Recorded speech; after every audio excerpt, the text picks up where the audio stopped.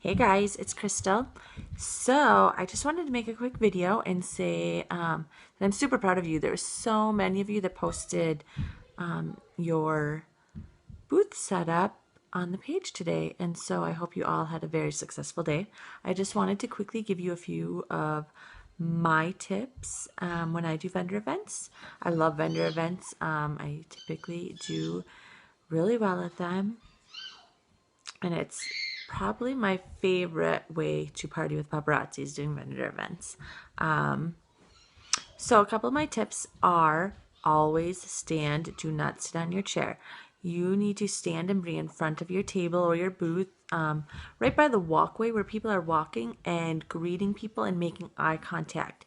That is a big draw for people that will get them to maybe stop for a minute and take a look at your booth.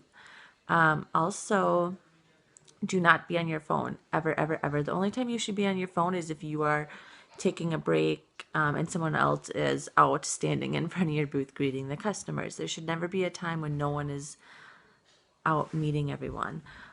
And that even goes for slow events when there is even not a soul in sight, customer wise.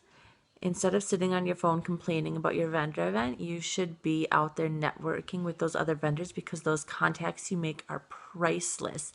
That is really what jump started me in vendor events was my networking with other vendors because I was able to find out which shows were good, which shows were not so good, which coordinators were good to work for, and really just book my schedule just from talking to other vendors. So I really highly, highly recommend that. And not only that, but if you become friends with other vendors, a lot of times they want to, you know, see what you do because let's face it, the paparazzi booth is typically the most popular, at least at the shows I do, and I'm sure the shows you do too because our price point cannot be beat. And other vendors will notice that, and if you're friends with them, they're gonna, maybe want to talk to you a little bit about seeing what it is you do. I have actually had other vendors, and I know others. I know I've heard from many of you that actually have had other vendors sign up to be paparazzi consultants because of how busy your booths get at events. So it's pretty awesome. So I covered the not sitting on your phone. I covered the standing. Also, another tip that a lot of people don't think about, if you ever feel like you cannot sell a certain product or thing, I highly recommend wearing it. So today I wore these Hoop Glitzy by Association. One thing I do when I go to vendor events, I always wear something I have a lot of because if I'm wearing it, I'm going to sell a lot of it. So today I wore Glitzy by Association and I did sell 12 pairs because I was wearing them. I'm sure, oh, I like those earrings you're wearing. Where are those at? Oh, they're right here.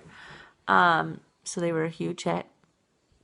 Same thing, I did a show in November and I wore a silver spell and I sold over 40 of them.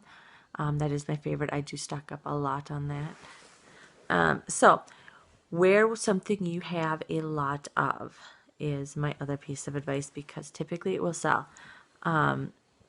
If you have problems selling headbands, which I don't, I do recommend, I don't know if it's been in the back office right now, but I do recommend the headband stand, the big 5-tier one that is in the back office at sometimes, because that has made, when I got that, my sales on headbands probably at least doubled, if not tripled.